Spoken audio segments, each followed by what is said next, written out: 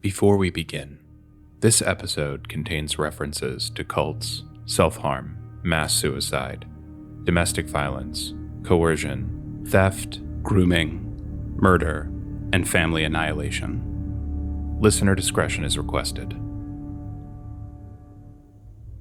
Dear brothers and sisters, and those in betwixt and those not at all, dear beloveds and soon-to-be friends, and all those who hear their names and know a little secret in their hearts, dear you fragile bit of ether who, though nearly breaking every hour, forces the day to shine and the night to glow, I know how tired you are. I know what you've already given. I know you.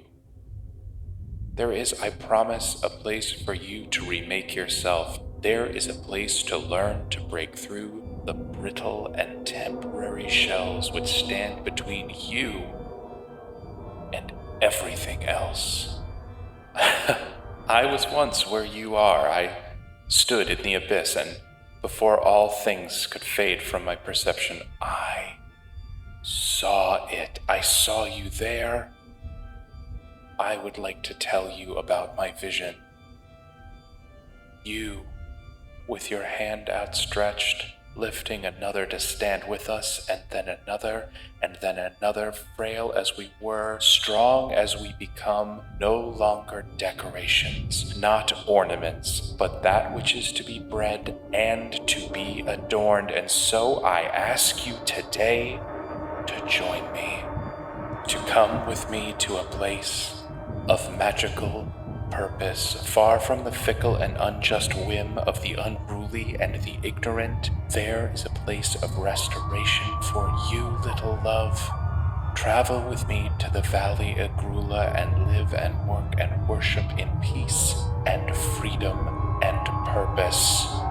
Build with me something incredible. The joy of you, not as you are, but as you will become. So welcomes the Church of the Ornemental Order. This prose comes to us by way of Oscareth the Gifted in a public revival he gave 16 years ago in the court city of Drosus. In a large tent surrounded by his would-be congregants, the tall and burly Oscareth leapt with fervor and clamor.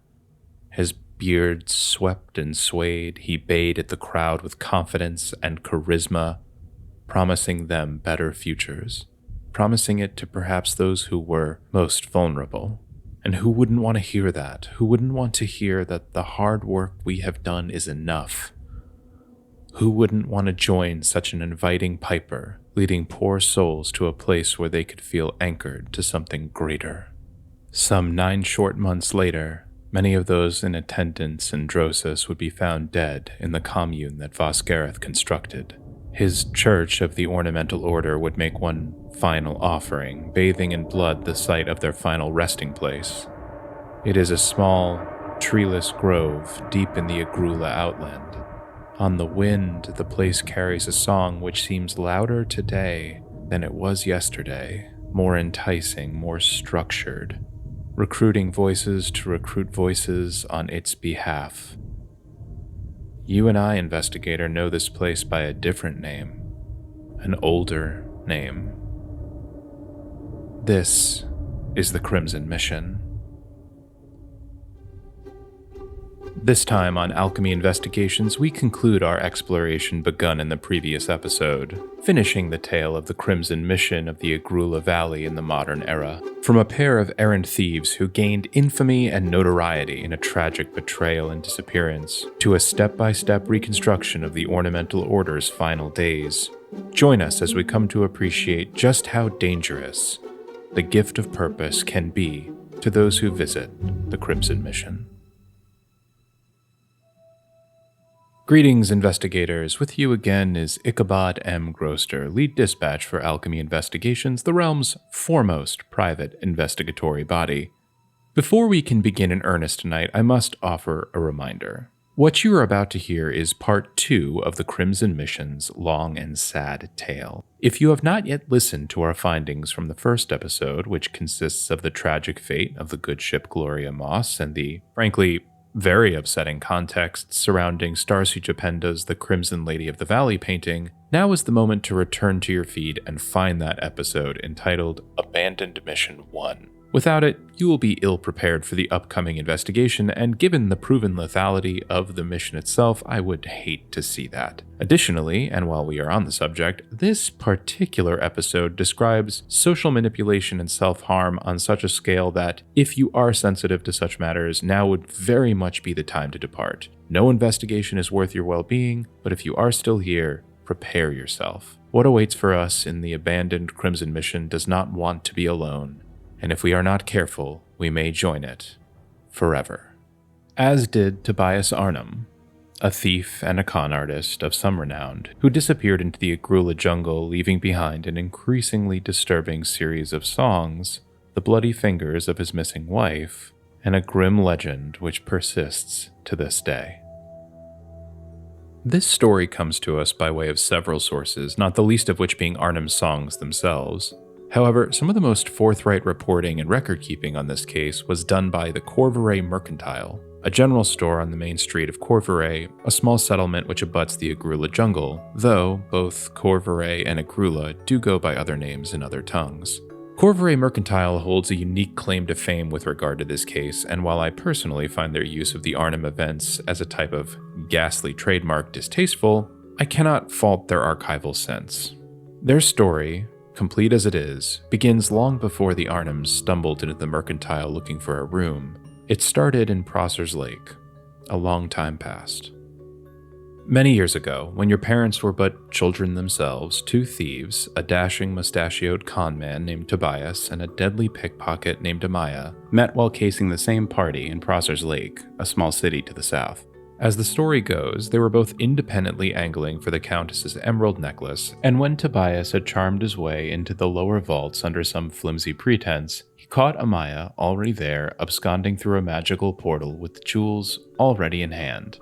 Tobias dove through, not knowing where the portal would leave him, and the two became inseparable.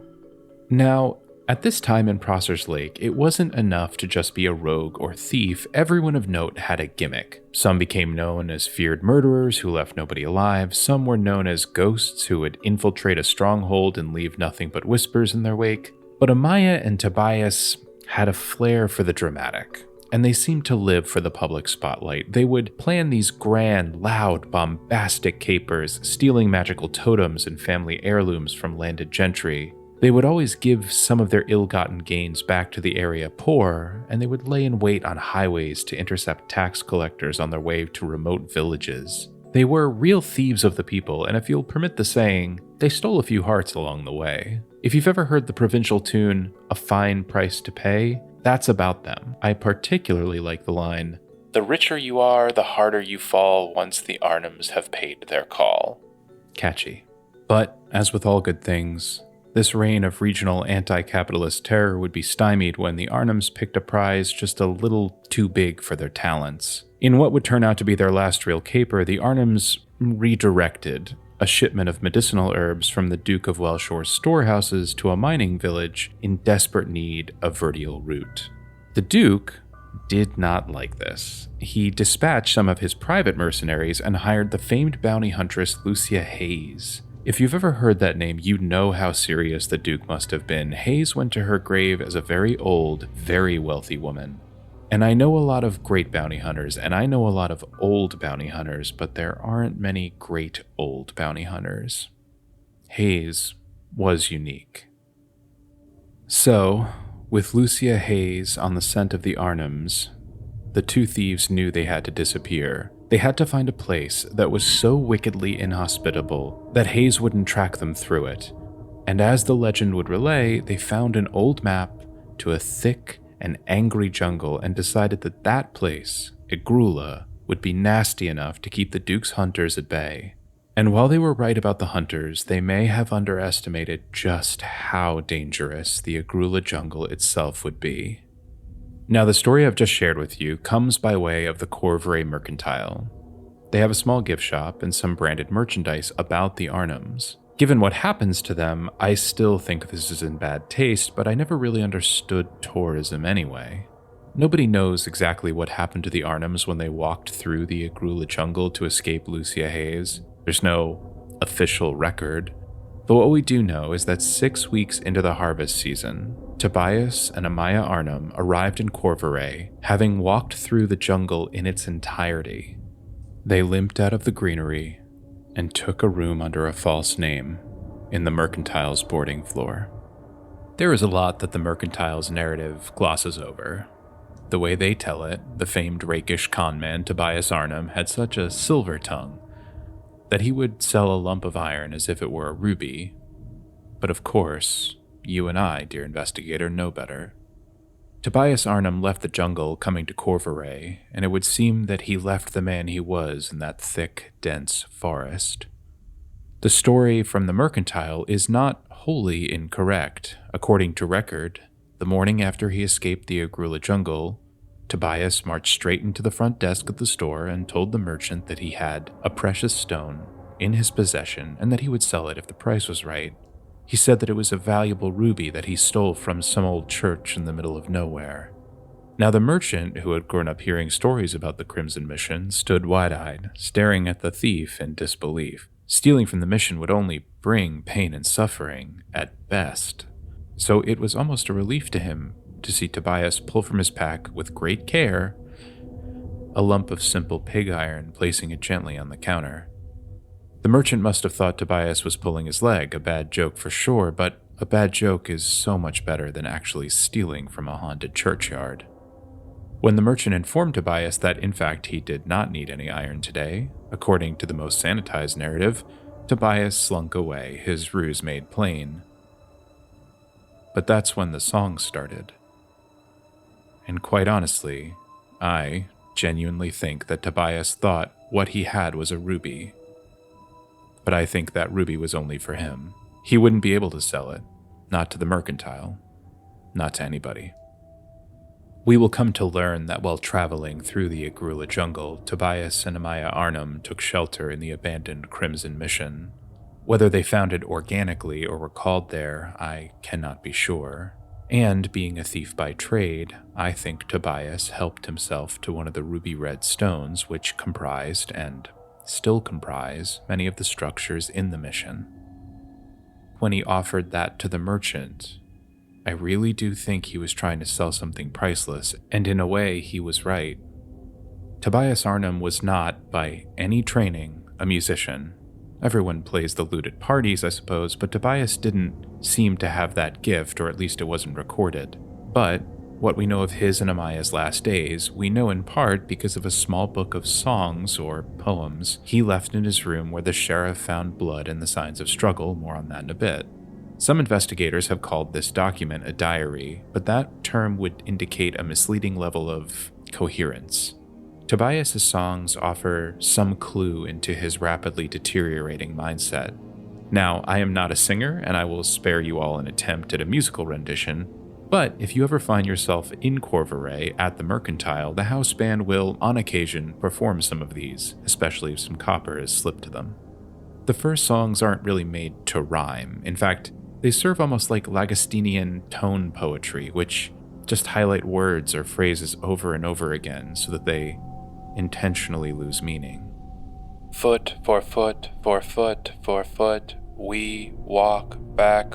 Foot for foot for foot for foot at night, we walk back at night. We cannot be caught, we cannot be stopped. Foot for foot for foot for fire, rose, sunset, blood. Fire, rose, sunset, blood. Foot for foot for foot for foot, we walk back at night to put to place. The following page contains a piece labeled The Merchant at Dawn. Take me back, take me back, take me back, take me back, take me back, place me on the stack. Take me back, be true, they malign you, she hides from you. To say a ruby is iron won't do, take me back, little lies, just not true. Take me back, you. There was also some public record here. Apparently, Amaya had taken Tobias to the local Sawbones to get him looked at. She said he wasn't acting himself when they got to Corvaray, and she was afraid he had been bitten by something in the jungle that was affecting his mind. Tobias received a clean bill of health, but the next morning, he was found, fully nude, screaming at the top of his lungs just on the edge of the jungle at dawn. The local sheriff was called to put him in the drunk tank, assuming that was the cause of the commotion. It is at this time that Amaya writes a letter, sending it out of Corvaray to her brother in Prosser's Lake. But we will not have access to the contents of that letter until it arrives. For the moment, we just know that something is very, very wrong with Tobias Arnhem. But the sheriff didn't see it at first. Tobias was released from the drunk tank, assuming enough time had passed to sober him up. However, this would prove a fatal miscalculation on the part of the sheriff and Corvaray in general. Tobias wasn't inebriated in the first place, or at least he wasn't in the way we understand it. His mind was just elsewhere. He was answering a call to return something he should not have taken in the first place. Just after darkness fell on the fourth night of the Arnhem's stay in Corvaray, the good people of the Mercantile heard a blood-curdling scream coming from their inn's rooms. Rushing out to see what was the matter, they found blood covering the floor, 3 severed fingers, and an open window. Tobias had taken Amaya into the jungle as her screams broke the night's calm until they faded into silence. The fingers were positioned in such a way as to suggest that Amaya was clinging to the window frame with such force that Tobias had to cut at her hand to release them into the night. The sheriff, rounding up 6 able-bodied volunteers, rode into the jungle to rescue Amaya and bring Tobias to justice. None of them were ever seen again.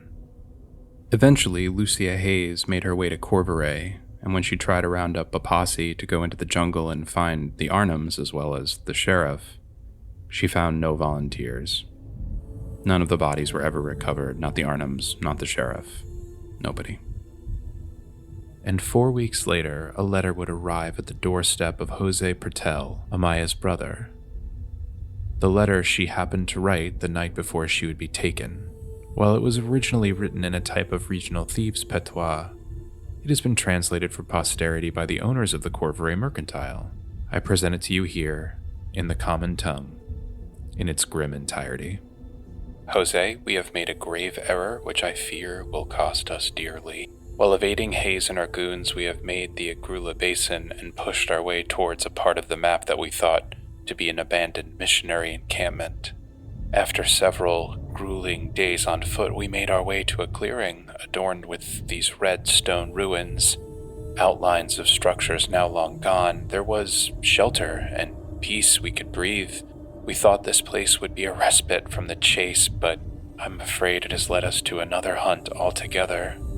Our first night here, I had the most wonderful dream. I saw Tobias and I on golden thrones with scepters in a faraway place. We were lauded and sang, and we were made to be heroes. We held no pain and no weariness, and it was and felt beautiful, Jose, I swear to you. You were there. And Vikram and Mama and Poppy, I woke up feeling better than I had in years.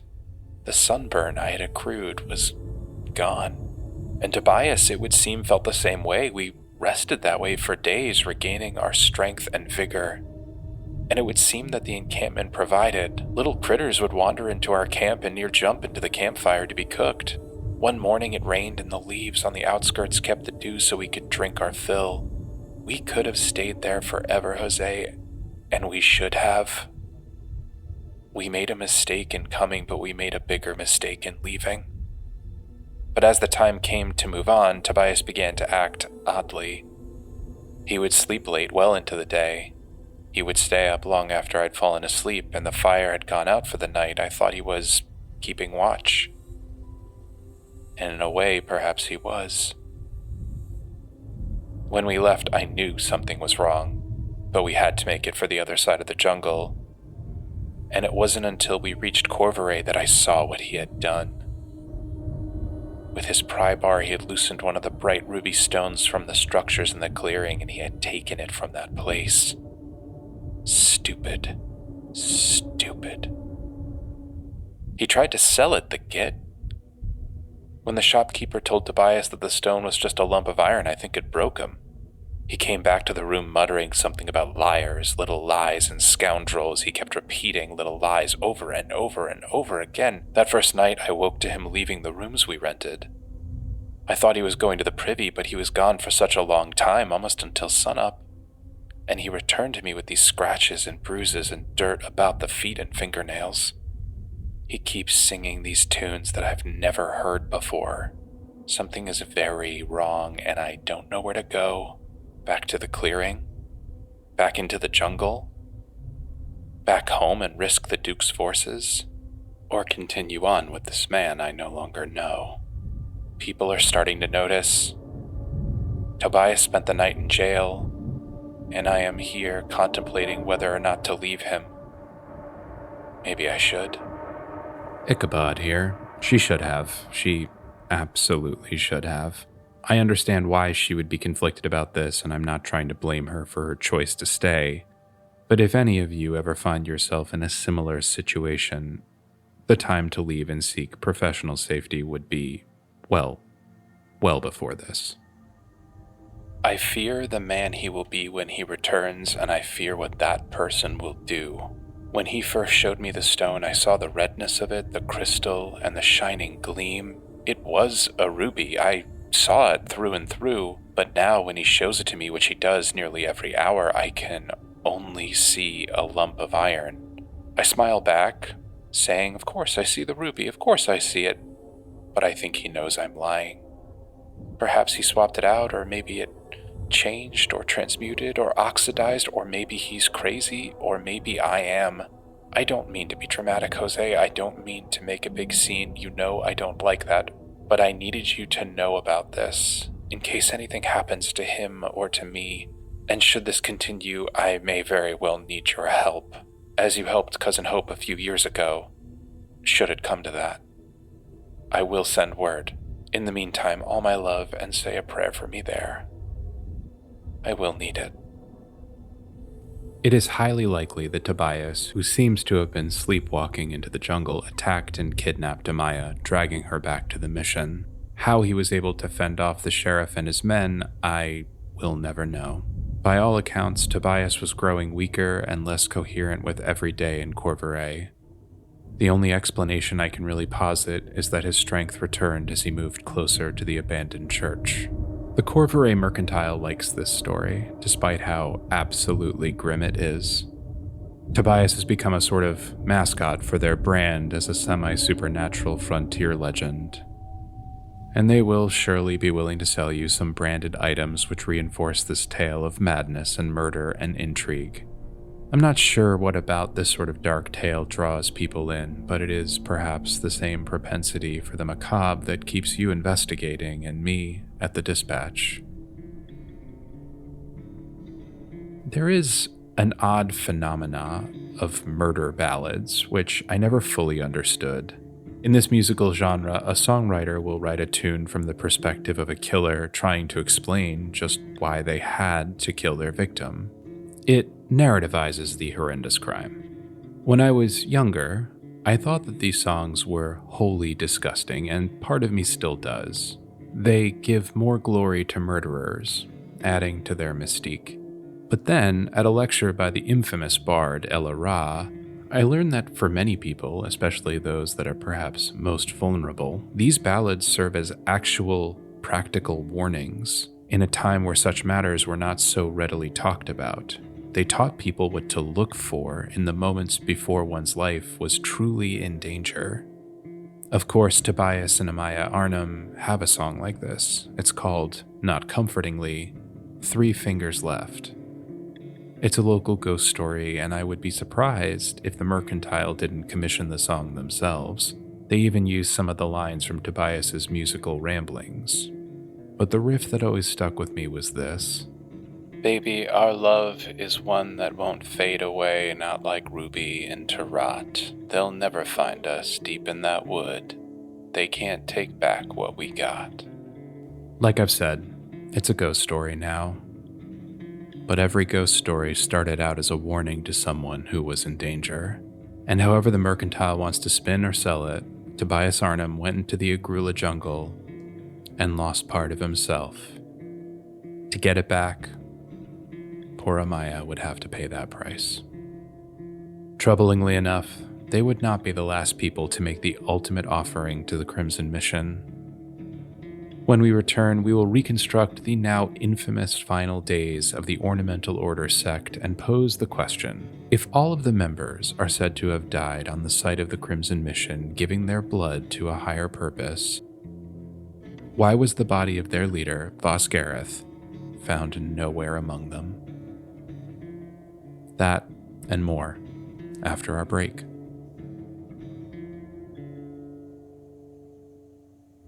This episode of Alchemy Investigations is brought to you by Alistair Bastion presents the biannual Big Bad Bard Battle of the Bands. This year's open call side stage lineup has a few spots left. Are you an elven prog rock band? Are you an orc with a theremin and a dream? Sign up with Alistair Bastion for your chance at this year's Battle of the Bands grand prize. And if you, like me, don't have a musical bone in your body but just like a good time, book your travel now. This year's festival promises to be bigger, better, and barder than ever. Once again, that's Alistair Bastion presents the biannual Big Bad Bard Battle of the Bands on Holliver Island, just north of the Igrula Bay. And now, back to our episode. Everybody who tells this story starts with Vosgareth the Gifted. He was the leader and head signet for the Ornemental Order at the time of its dissolution and its members' ritual deaths. He takes a lot of the spotlight, which is not surprising as he was charismatic and welcoming and outwardly charming, the things you need to be if you are going to convince nearly 100 people to take their own lives. We will speak of Vosgareth in time, but I would like to highlight this story from a different perspective. It's challenging to put a face on this kind of victimhood, especially when it's as tragic and large scale as it is, but we feel that that is worth the effort. So, if you will permit, borrowing from news reports, crime scene investigation, personal journals, abjurative testimony, and family story, the following is an educated guess at the final year of a person named Tia Tassi's life as they were inducted into the Ornemental Order, came to live at the commune on the Crimson Mission, and spent their final day on the winter solstice almost 15 years ago. Tia Tassi was born under a good sign to a well-to-do merchant in Gosford near the Dusk Flats. It's not a story of immediate woe or dissolution. Their life wasn't touched by death nor famine. They, seemingly, had a very happy childhood and came to work in their family's grain shop, where they were eventually set to take over the family business. But when Tia came of age, they kindly told their parents that they did not want to sell grain nor manage those who do. Tia, instead, attempted several jobs in town: blacksmith's apprentice, baker's apprentice, cobbler's apprentice. Nothing really panned out. They were accepted to a local bardic academy, but didn't stay. The reason cited in the paperwork was that Tia, quote, wanted to be a singer much more than they were a singer, which I think is a pretty hard truth to know. And around this time, Tia was made aware of a rally coming to Gosford. It was billed as a spiritual calling and awakening, offered by the uplifted voices of the Ornemental Order. The Order is, or was, your standard mid-level merchant quasi-religious sect. They promoted a loving invitation to peace and purpose. That is not my generalization, that is quite literally from their literature. The Order was led by the beguiling and attractive Brother Vosgareth the Gifted, and was, at the time, presenting a series of revivals, rallies, concerts, and dances all throughout the greater Igrula lowland area. Tia, coming into their adulthood, was a wanderer in many ways. They had yet to find a calling. Their mother wrote after the events of the mission that it wasn't that Tia didn't belong, they just wanted to belong to more than themselves. So it's not at all surprising that when Vosgareth came to Gosford and spoke in a meaningful way with pauses and eye contact, surrounded by the positivity and admiration of his followers, that Tia would see something there. That's the problem with callings. You can never be sure who's on the other end. So, it would be that when the Ornemental Order left town and moved on with their well-wishing tour, Tia Tassi would go with them as one of Brother Vosgareth's little loves, or so he would call his followers. In hindsight, he would end up with quite the collection of little loves, as 91 bodies were eventually pulled from the cairns in the Igrula jungle. Around this time, the Ornemental Order saw a boom in membership, but it also came under some relevant scrutiny from the likes of Ville de Renais and Wellshore. Specifically, accusations around Brother Vasgareth were levied in connection with disappearances and a rash of assaults which coincided with stops on the Ornemental Order's most recent Goodwill tour. What made it particularly challenging with regard to investigating the disappearances was that the Order insisted that its members take up new names upon joining properly. Tia became Child Lux, given their small stature and bright smile, or at least that's what was written down in the ledger. Normally, I would respect a name change, but Tia's family have asked that publications refrain from using the Order's name, and I want to appreciate their position as several of them are still alive and have been quite helpful in putting together this narrative. Despite the Order's teaching of a purpose-driven manifestation of peace, it would seem that a tide was turning in the region. Having garnered so many followers, Brother Vasgareth was perhaps making too many waves, culminating in a dramatic rescue of one of his followers by her grandmother, a well-connected duchess. Apparently, the duchess's agents came to rescue a young woman who had been newly inducted into the Order, and Brother Vasgareth, upon realizing that he could not charm the hired muscle, had his cohort attack the interlopers. One of the duchess's men was maimed in the attack, and two of the Ornemental Order followers, young men, one named Moonvale and the other named Visser's Lute, were killed. This prompted public outcry on both sides, some in the lowlands saying that the Order were violent strangers who were kidnapping young and impressionable children, and some claiming that this was just another example of the rich attacking poor commoners for their religious practices.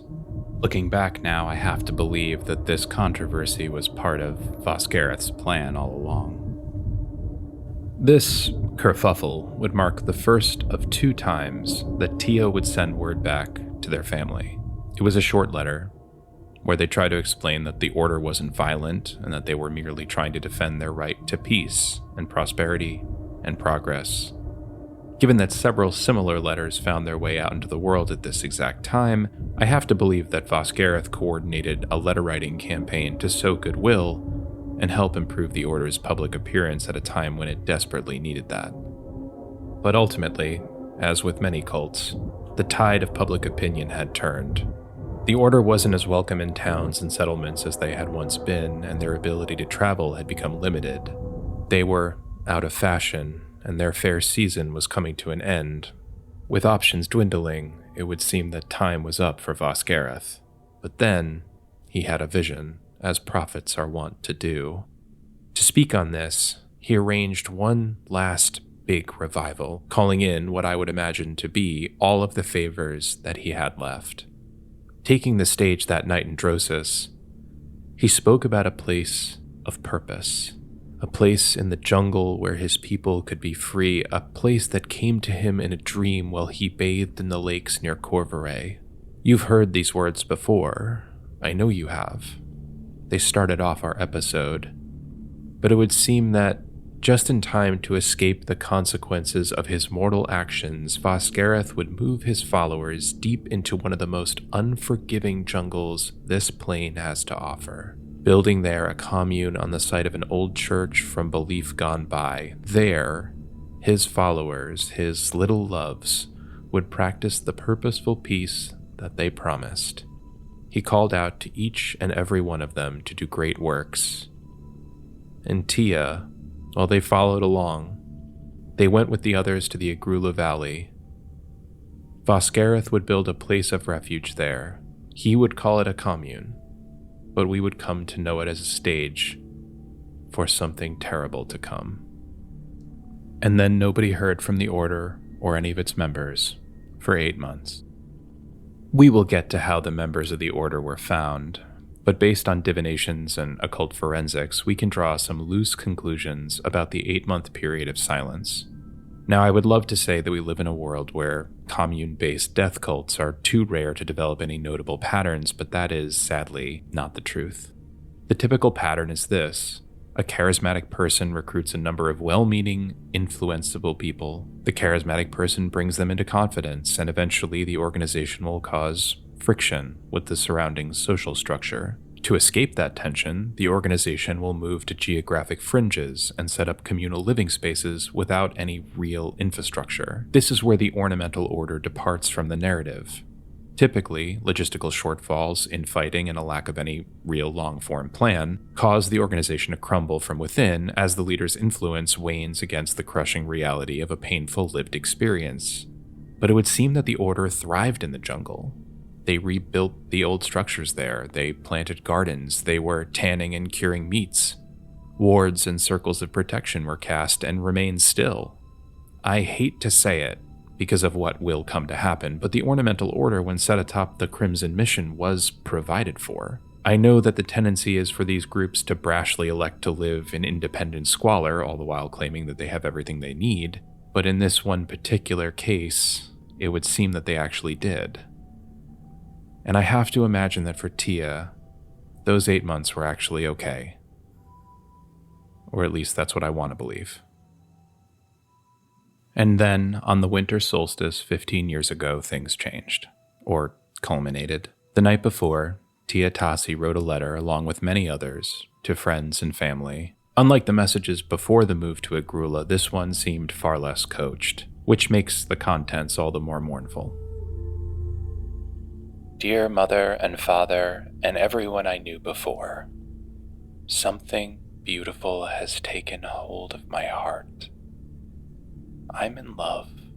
Your child is in love, and I and all of my friends here are following that love.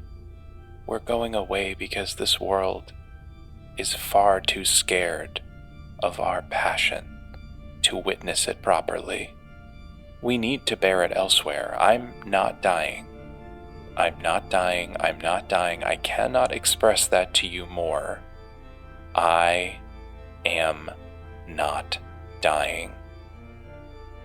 In the jungle, I have been shown a visitor, and that visitor has asked me to prove myself not to it, but to the me of my future. And you raised a brave person, but I could only show it here. You raised me to be brave, never forget that. Do not mourn me. Do not mourn this body. Do not come here and see the shell I leave behind. Know that I made this choice of my own free, loving will. Know that I will leave this jungle on a vessel of love, reaching back up into the sky from whence I came. Love always and purpose, your child Lux. A member of the Order was sent to Corvaray to mail the goodbyes, and by the time they came back to the Crimson Mission on the night of the solstice, all of the members of the Order had taken up their positions. Some in the burial cairns, some in the bed-like rocks which lined the walls, some in the boarding house, some, I would imagine, those of import, in the church itself. They made outlines of their bodies in red, clay-like demarcations of protection. Ironically enough, it made the scene investigation a lot more orderly. 92 outlines, 91 followers, 1 leader. Apparently, the Order had discovered that a mixture of pulverized ruby crystals, taken from the mission itself, and simple fennel would make a tea that caused near-instant and incredible hemorrhaging. And as the sun set on the solstice and the last light faded, the Ornemental Order drank their brew and began to bleed. They bled onto the red stone of the Crimson Mission. At least we can say it was most likely over quickly. Tia Tassi died in one of the cairns. Their body was contorted into a rigor of anguish and froze like that, along with so many little loves. The letters eventually brought questions and a messenger who found the grisly scene. Boz Dillon was just a teenager then, and should be commended. He ran all the way back to Corvaray and summoned the authorities. He never spoke about what he saw in great detail. He would only ever say, "All those poor people looked hurt." The Ornemental Order did a very good job in sanitizing any concrete record of their final days. No paper nor spell contained very much, except in the church, investigators found a carved tablet, magically etched out of the same material of the church itself, the church Maribel built all those years ago.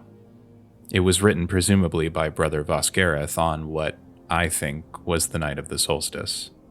It read, "I didn't want this. The purpose wants this. The purpose did not make me a liar. I have always been a liar and a fraud, but now the words come off my tongue as if they were notes of the perfect song. These little loves, the way they see me, they will believe in the strangest of things, and some are just too good for this place, and some sadly are not good enough for the next. I did not want this. But the purpose wants this, and now the purpose has led me to it, and that which I want does not matter. I did not want this. I do want this now." It was deemed the Sunset Sermon by a reporter from Tosley, and the name stuck. I suppose there really is no zealot, like a convert. And when the droves of investigators and grieving families and clerics and helpers arrived in the Igrula jungle at the Crimson Mission, the sight that they found was so impossibly gruesome, whole swaths of the jungle were cordoned off. In part because those that lost their lives in the Crimson Mission deserve some amount of dignity as they were removed and their bodies returned to their families, and in part because of the 92 person-shaped outlines left in red stone, only 91 were occupied. Brother Vosgareth's body was never recovered, and he was never found in the surrounding area despite weeks of searching with man and beast. Tia Tassi, along with 9 others, were buried at the Crimson Mission site. Their families lobbied the local authorities that, despite the horror, despite the deceit, they wanted to respect the final wishes of their now departed children, which I have to say is commendable. For the past near 15 years, the mission has sat empty once again. Sated, some say. What was an outright ban on visitors has laxed a bit, and people come and go from the site from time to time with some arranging. With morbid travelers and ghostly tourism from Corvaray, the path to the Crimson Mission is still technically off limits, but only lightly patrolled in the interest of public safety. I'm sure that a guide will be swift and discreet if you elect to go and find out what purpose sounds like as it calls your name in the dark. And I only bring that up because late last year, Boz Dillon, the barely teenage messenger boy, now all grown up and settled in Tosley, disappeared in the jungle with his wife and 2 children. They told the neighbors that they were just going on a picnic near a small stream on the edge of the wilds, but when Boz's sister let herself into the family house as they had been gone far too long for comfort, she found, scrawled all over the walls in red clay, one phrase repeating, "All those poor people looked hurt."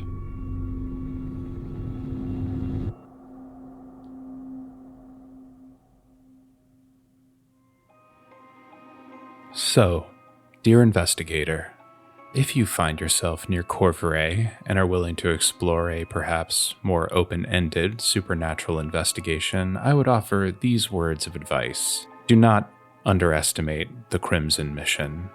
Do not always respond when your name is called, and if you have taken to occasionally humming a song under your breath without fully realizing it, something stuck in the back of your mind, well, it's best to keep your lips pursed and your wit keen. And of course, good luck, investigator. You may need it. Thank you for listening to tonight's episode of Alchemy Investigations, part 2 of a 2-part edition. In this second half, we have looked into the sad disappearances of Tobias and Amaya Arnhem. Tobias, a petty con man from Prosser's Lake who became corrupted by the Crimson Mission when he stole one of its stones. and we have recounted the desperate tale of Tia Tassi and their self-inflicted murder at the hands of Brother Vosgareth and his Ornemental Order. Tassi died seeking purpose along with 90 others in the famed Solstice mass suicide 15 years ago. As you make your way to Igrula, though it may be wise to avoid it, you should ask yourself, what purpose might corrupt you, and what does it sound like when that corruption takes hold? For now, this has been Ichabod M. Groster for Alchemy Investigations. Farewell, investigators, and beware.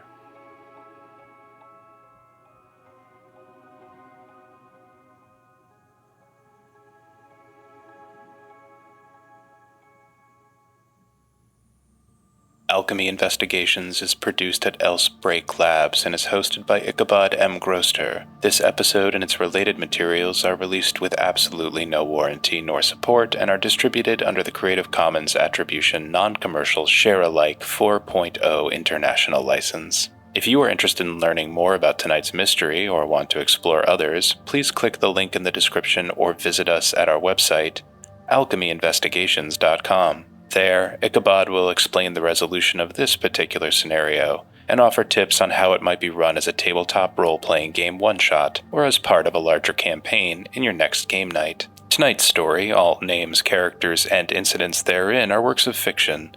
No identification with actual persons, living or deceased, places, structures, ideals, and/or products is intended, nor should be inferred. Alchemy Investigations is supremely thankful to our wide network of correspondents. Correspondents like Timbo Howe, the record keeper for the Capo Legal Archive in Gulfspite. We would also like to extend a sincere thanks to the Tassi family of Gosford, specifically Mary and Corinne Tassi, for their help. And of course, thanks to you, dear investigators. Stay well and stay curious.